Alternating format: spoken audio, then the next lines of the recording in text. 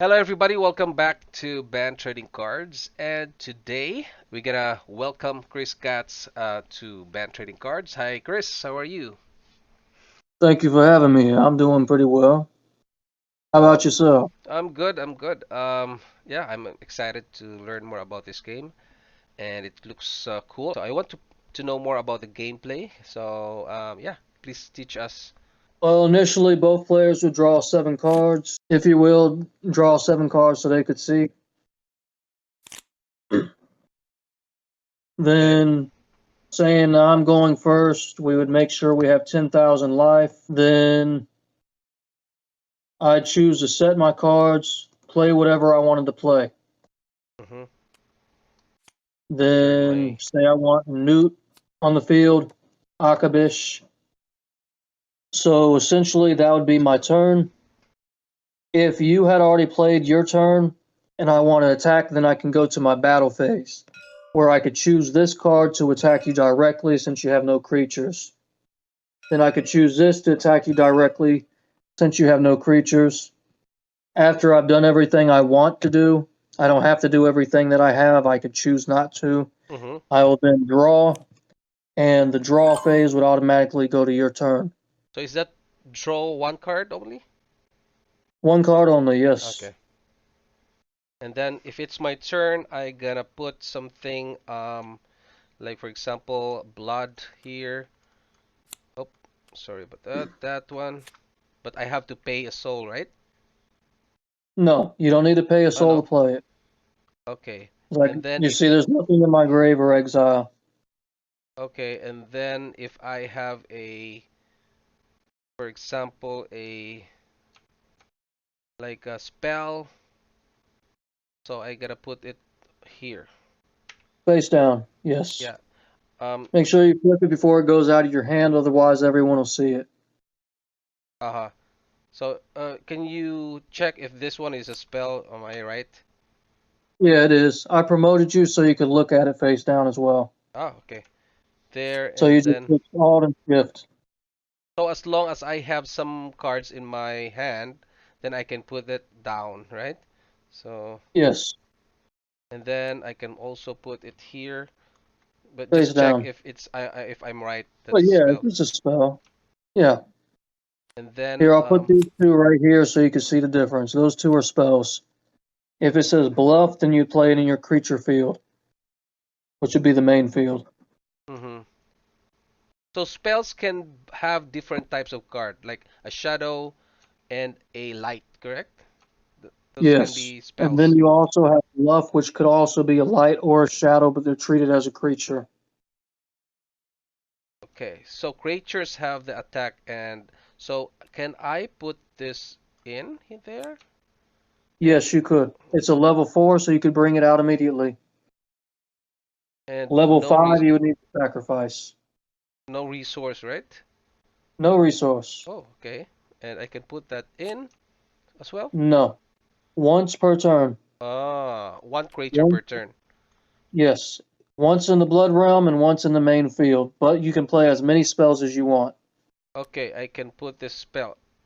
Just pretend it's face down, right? That's a spell, correct? Yeah, you can Yeah. play it face down, but And its this is effect a will go spell. off.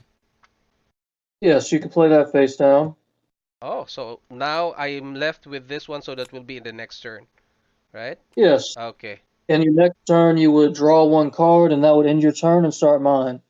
Ah, okay. I So just draw essentially, the one. difference from Yep, yes, got it. and then that There. would pass to me. Yeah, okay. Essentially, the idea for doing that compared to having at the beginning, most games have your standby phase, your beginning phase, then it goes into the rest of the game.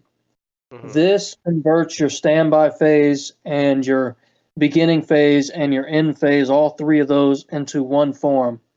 So Mm-hmm. you draw, and you know it's immediately your opponent's turn just by watching them draw. It's really simplified. Oh yeah. All right. Okay, for example, you have the newt and you have the akabish. Then Hmm. let's see how you attack. Well, with Akabish and Akabish, it's going to be a stalemate. For Akabish, I would attack you like this, or you would attack me like that, and then the attack would hit the defense. Since they both have 100 and they both have a defense of 150, the 100 does not kill the 150 defense. If it was 150 or higher, they would die. Okay, my question is, why are we using the ones at the outer, outside of the box? It's 100 and 150 and not 400 and 1500. Because they can attack directly.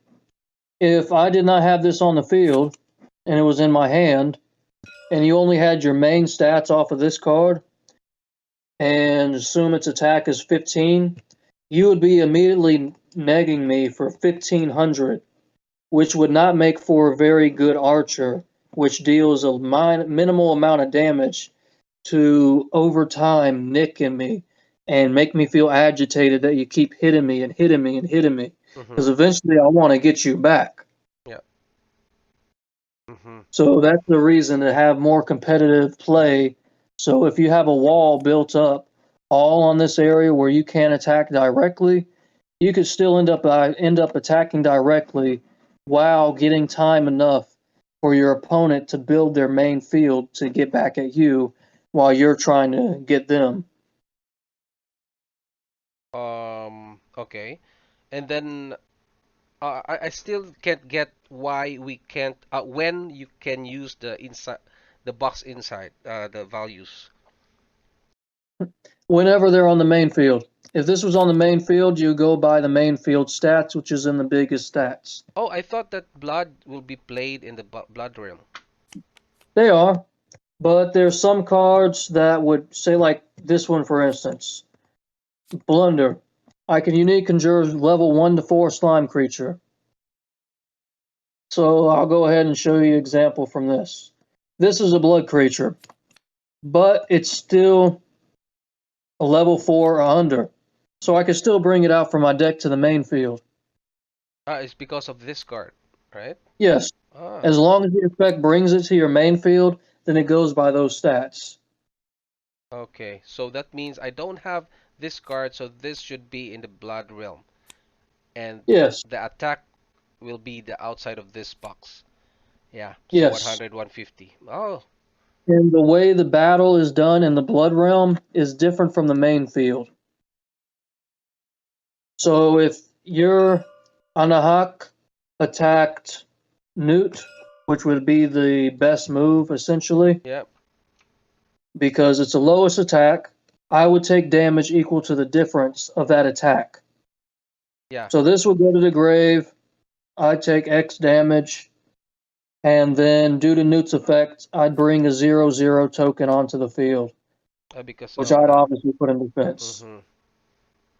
And then if you have nothing to do, it would pass to my turn after you draw, and then I would continue, say playing that. If that's all I can do, then I would draw one in my turn and go to you. Okay.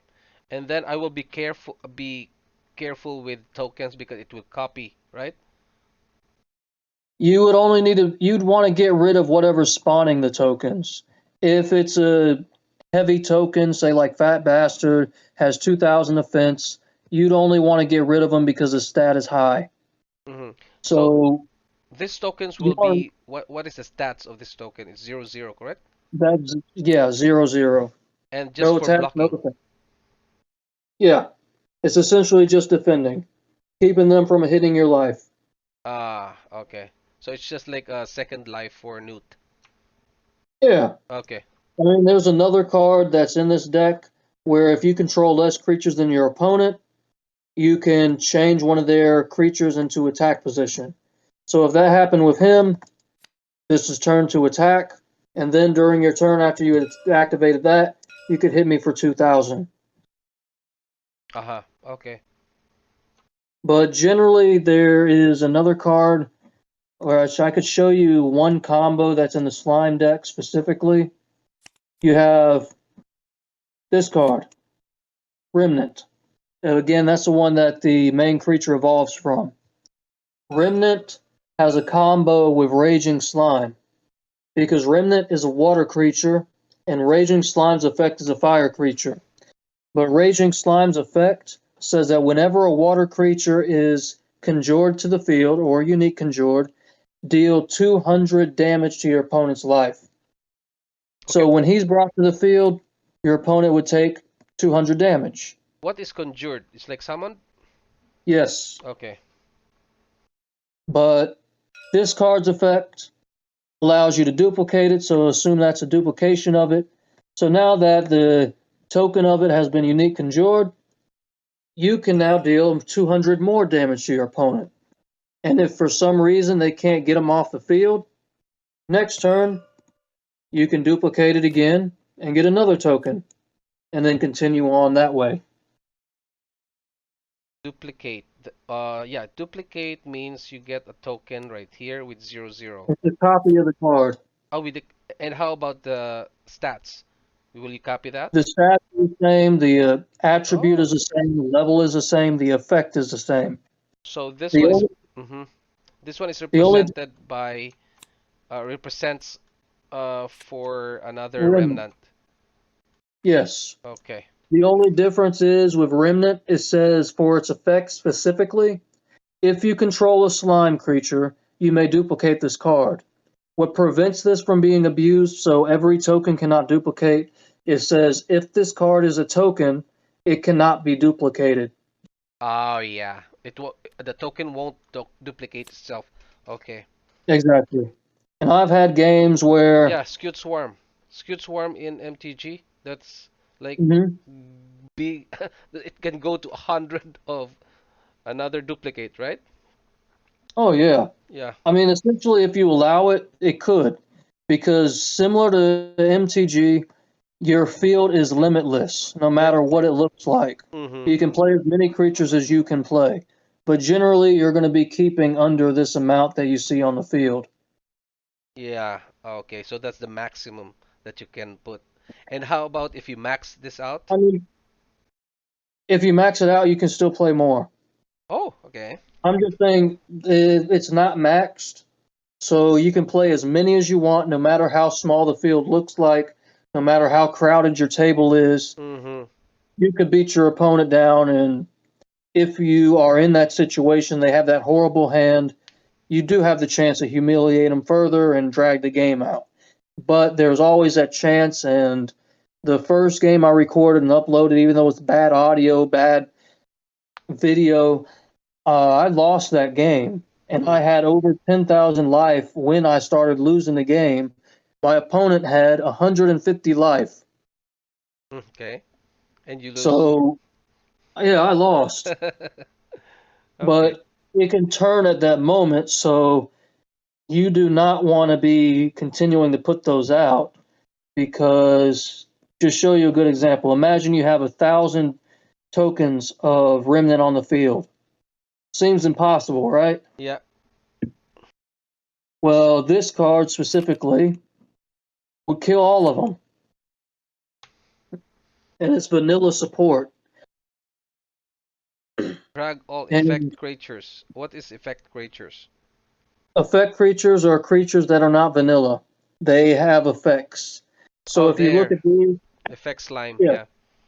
So if you look at demonic slime, it says vanilla, so he's not an effect creature. Yeah. So all effect creatures on all fields would be drugged to the grave. Ah, The including the token negative, that was a duplicate. All right. Yeah. yeah, Got it. because it's duplicated and still has an effect, even though the effect is negating itself. Yeah. Got it. The negative to this is assume I activate that card, or even better, you activate that card because I'm causing you trouble, Yeah. and all my effect creatures go to the grave in the blood realm as well.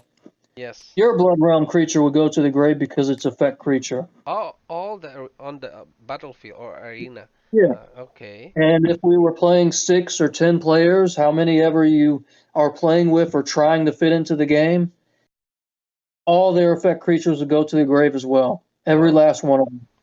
All right. So this is like a lifesaver. Yes. So, oh, by the way, I forgot to ask you how many cards that would be the max on in your hand? 7. If Seven you and draw 8, you can play the game while having 8 in your hand. But if you go to draw, and you have 8 or more, you would need to discard until you have 7. Okay. So I think it will be. I'm not sure if it's possible to have more than 8 because you will be putting it in the field anyways, right? Do you Well, have any instance that happened that way? very rarely. I mean, that usually ends up occurring whenever I end up playing a game with someone and testing it, and there just happens to be that 200-300 chance game where everything's getting stalemated and all we got is chance cards in our hands that only activate with specific requirements Oh yeah. and we can't do nothing. Only once or twice playing a game have I ever encountered that, but it has happened. Mm-hmm. And there is also a chance of it happening where, because in this game, you could be so far ahead where you can be attacking your opponent, hitting them from the blood realm, but you can't get past the main field. So you're starting to build up your hand. So you're building your resources for what you're going to do. And then you miscount and you forget that you draw at the end turn. Yeah. So you end up drawing and you realize, oh shit, that card just made me have 9 cards in my hand because that other card I did Mm-hmm. let me draw 1 card, and now I drew this card. Now I got 9. Now I got to take 2 cards I did not want to send to the grave to the grave. Yeah. Mm-hmm. So you could have that instance, or you could, if you build your deck right and you want creatures in the grave and you're able to build your hand up that much, you could send whatever creatures you want in your grave to your grave if your hand's large enough. But that's really niche and it's going to be hard to make happen. It's going to be hard. Yeah, I got some games that can go up to 20 cards in your hand. Yeah. I don't see how you could do that. Yeah, That's that would be insane. difficult, and even for kids with small hands. I mean, I've played Magic where, because there's one guy I knew, he was, he's not the type of player I'd want in my fan base or any fan base. He's literally stolen cars for cards, Mm-hmm. and I forget that one card. You play MTG, right? Yes. Do you remember the one card they banned where it was, I believe it was Eldritch? Um, you Yeah. play it, and you take control of your opponent's hand and your turn, and you could even make them surrender the game. Oh, I don't I haven't seen that one. What I know is that you can have a card that can um you can have as many cards as you want in your hands. Yes, I've Yeah. played against that with that guy, and then he also had the other card, and it just completely ruined the game. And he specifically expressed that the only way he got is because he stole it from the store. And yeah, Hmm. those type of people I do not like. I am completely against. If someone's selling the cards for profit, that's their own business. It's second market. Yeah. I legally have nothing I can say about it, and I cannot get involved with it apart from actually producing the cards and Yeah. showing how much rarity per card. But players like that, they ruin the game. Having effects like that, if it is not balanced, it ruins the game. I specifically say if it's not balanced because cards like this, they would ruin the game if it's not balanced. Yeah. But this specific card is balanced, so it would not ruin the game. Okay. And how many cards how many copies of this card like a playset on a deck? Casual and standard, both of those, you only have 1 card per deck of each card. Singleton. Then Hmm. your fear cards, like I showed you Doom earlier, Yep. you can only have 1 fear card per deck because they are not only have 2 different attributes which could eventually be taken advantage of, they also, well, technically 3 because they're a fear card, and having a fear card also means some spells do not affect them. They are immune to some cards that say they're specifically immune to. They also have stronger strengths in their effects, or they have stronger stats, or both. Mm-hmm. So one card, for example, which I'll show you how I choose fear cards. Because this one is not a fear card, but I am predicting that eventually it will have to become a fear card. Will be Smokes. His effect is before battle damage, bounce the card that is attacking or defending against this creature once per turn. So you would need to attack this first to get his defense off, and then attack it again to get rid of him. So this has the potential of, in the second set, of being unbalanced enough to force me to make this a fear card and re-release it and make the previous versions illegal. Mm-hmm. Because it could possibly be unbalanced easily. And being that I'm going to be working with 500 plus sets, it is likely that certain cards will be overpowered initially. But I most games take their sets and release like 200 cards per set. I look for 500 or more. That way, my goal per set is once a year for a release. That way, I can take that rest of the year and balance everything that's needed Mm-hmm. and not run into issues like MTG, Yu-Gi-Oh, Pokemon, or any of the others run into where their balancing is unhinged due to them never having enough time to consult the fan base, test the cards even further, and putting out more product than they can keep track with. Yeah, I remembered the game Flesh and Blood. I think you know that, right? So they said Yeah. there will be no banned cards now. They have banned cards or suspended. They call it suspended. I mean, that's obviously the goal. The goal is to never have banned cards. When I first went to start building the game, I was saying that, but then I quickly retracted it after viewing the market on other card games and how negatively it's affected them simply by saying that phrase. Yeah. So eventually, I will have banned cards, but the attempt will be always to eventually unban them to a certain extent where they will be balanced. This Yes. may mean that the stats or the card type, attribute, or effect is modified so it is foreign to what it used to be, but eventually that card would be unbanned. And that during the year, that's what I would work on is updating those and say the set that's already out, already in stores, I would nonchalantly update them in the boosters without saying a word. And then once I have my list of mistakes or erratas done, I would take them off the ban list. As soon as they're off the ban list, everyone would know that the reprint's already out. I wouldn't have to say anything further. Yeah. Or maybe I'm not sure if you can call it banned, but just suspended because it's you're waiting for Suspended, something. banned. Yeah. I mean, it would be banned from events and tournaments as Yeah. well. So it's Okay. like I have the limited cards that I release. There will be limited and special edition cards. I don't have the book at me at the moment to differentiate between the two. I don't want to mix them up in case I go to release something and they say, why isn't this being printed again? There's Ice, there's Inherit, and there's also, what was the other one? Thunder, Mm-hmm. which are different attributes. And they will be either limited or special edition. One of those limited or special edition, one of those will be released with, say, X number of cards per year. Mm-hmm. So every year, just estimate like 500.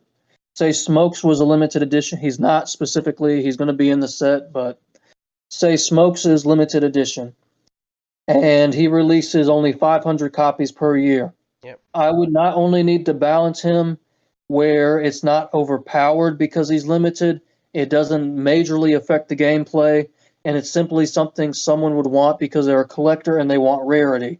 Yeah. Then it would be at least 500 per year. The other one, which I can show an example with, right here, because this is a limited edition card I will have a Kickstarter for eventually. The Spectre's Emissary.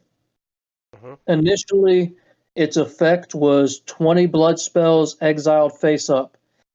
So you would exile 20 blood souls from your grave. And while this card is on the field, if that happens, you win the game. This Ah, would be a limited card. But if being that standard would have 60 to 80 cards, it would take you a lot of work without your opponent or you needing to have necessary to exile or pay souls. It would be extremely hard for you to get that win effect off.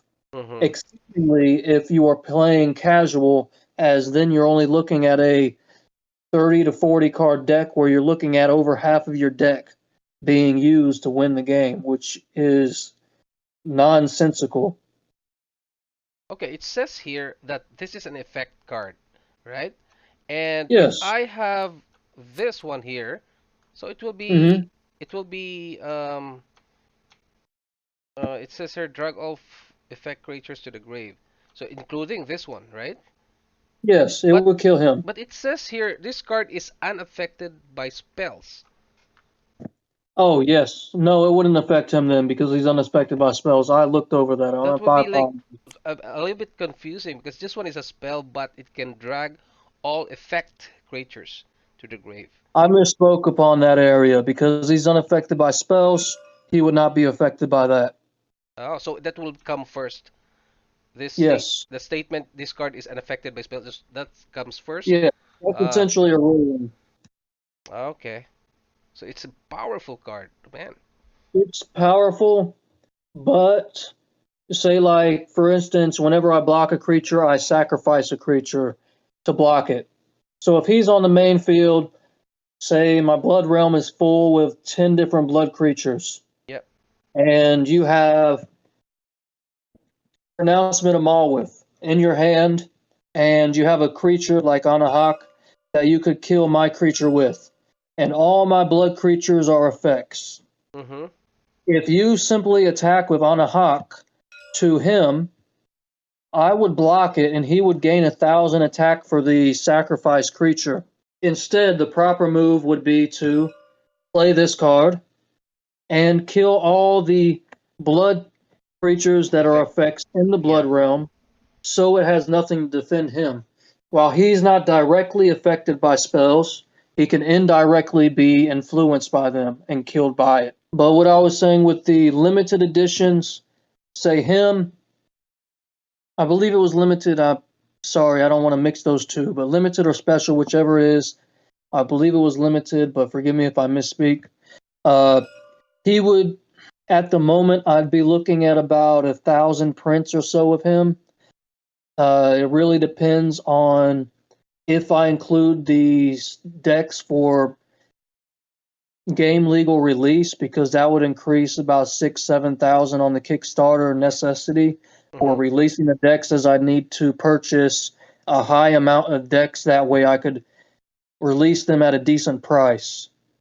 So for him, say 1,000 cards, and if that's the only amount of cards that's released, that's the only amount of cards that will ever be released, unless there is a errata to the effect to balance it, Yeah. or to the stats, or to the attribute, or to the image.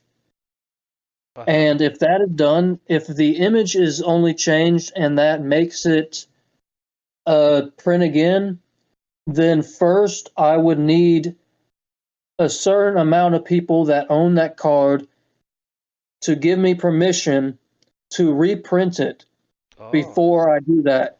Because the way I would look at it is, if I print it, I just said that these are not going to be reprinted again. yes. I need so many people's approval before I can reprint it and say that the value of that has gone down. Yeah, just like putting it in a reserve list. Then Sort of, you yes. need to get a vote. Okay. Hmm. And Because essentially, how do you know that it's limited in the card itself? I would have it on the bottom right. This specific one does not show it, but Mm-hmm. the bottom right, where you would normally say, if you look at pronouncement of Malwith, you'll see 2D2 22-1, Okay. which this is the second deck print for the first set in 2022. So And you it's the mean second part of the deck. two it represents what? Two. The first two represents the number in the deck, so it's numbered like 1, 2, 3, 4, and up. Okay. And then D2 is second D2 deck. is deck 2. So Okay. it's the second deck of 2022. That was produced. Okay. Yes.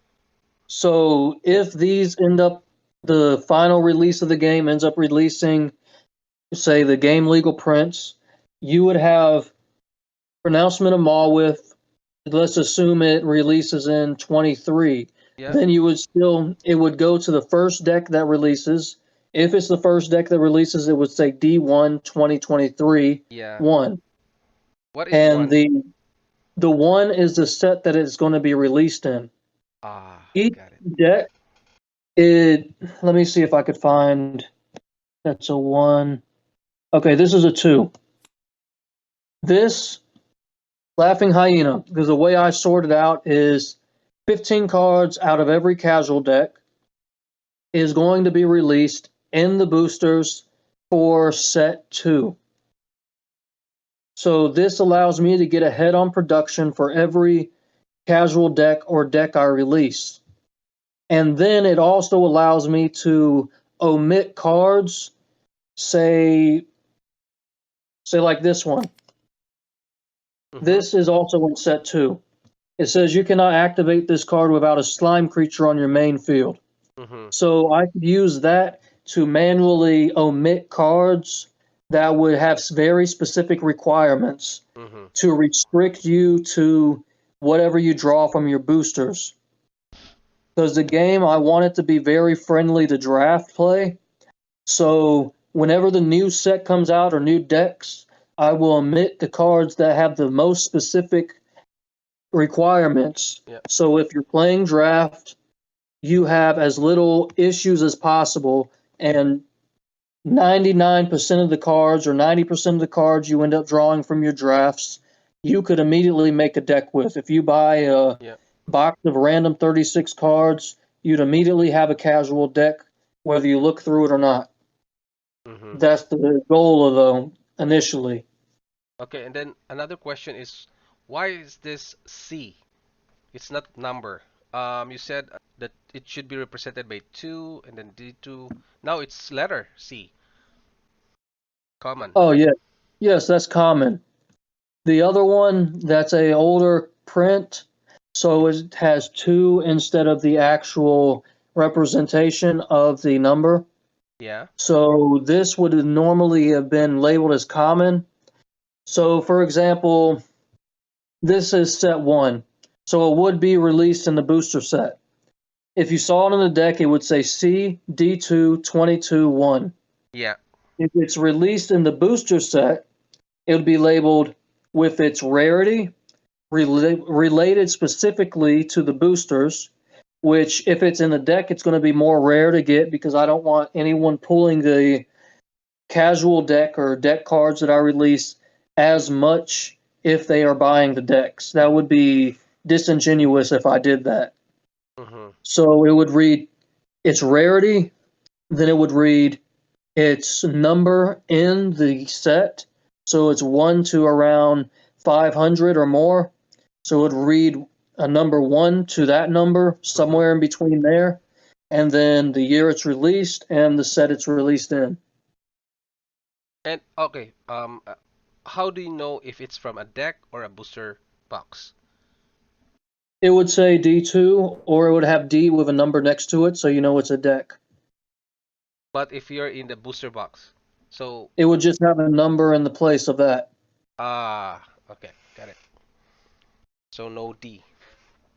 All Nope. right. And you could also see the common area of it. If anyone tries to cover it or do the cards fraudulently, you're more likely to see them change the common as well.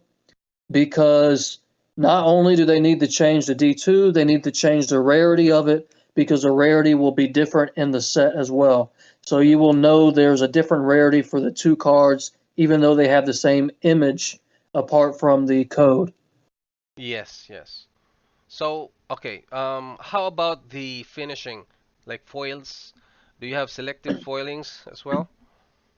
Currently, with the company that's going to use for the final release, the game legal release, I have no specific foils. Mm-hmm. When I was working with custom cards, I mean custom hollows, forgive me on that, but Yep, custom hollows, I have a specific one I did with the black and white releases. yep. So those have a specific hollow, and apart from that, I have not talked to any of the producers on different hollows they have. But the game legal releases, the printer that will print that, they have the option for custom. They have the option for very, very specific and, you know, up to date trades for the market. That way I could do something that is very, very new compared to the other games, which if they're normally just a 2 year release, they wouldn't be able to do it. But with this place, as long as I had the money, I would be able to do it. For example, if you look at MTG and you have the little foil that's proof of it as being tamper proof Yep. and also proof of the card's rarity, I would be able to get that for the cards if I can fund the money to have it, Yep. which it was somewhere around $15,000 to $50,000 to get your own custom design made for your card game to have that happen. It's not cheap when you're working with a. It's cheap in the long run when you're working with a big company because, for instance, I could get the decks ordered for maybe 1,000 decks for $6 a piece if I order enough. But other things, I can get things that like that, the hollow piece, the tamper proof for the card printed and weaved in that most new TCGs or even just 5 year TCGs would never be able to have in their game Mm-hmm. because they simply don't have the cost efficiency or the money for it. If I end up raising that much money, because then I'd be dealing with all the orders to put out. Yep. Eventually, you can get that fund. Just do it slowly. Release of some cards. Are you doing promos as well? Currently, the only I don't have any specific promos. Essentially, I'm doing everything just off of me speaking it to the public and seeing retention off of that. Yep. The closest to promo I have at the moment, I've been playing with different people that play TTS, teaching them the game firsthand and trying to get them to join the server. That way, I could attempt to build a TTS community so Mm-hmm. they can get familiar with the cards before the game actually physically releases for the game legal version. Yeah. Though, as you've seen and you've mentioned, I do have the Fire deck, which would be Demise of Anahak, released where people can buy the prototype as many as they need until until we actually have the game's legal release, that prototype will be out. So that will affect Rarity, the duration of time in between production.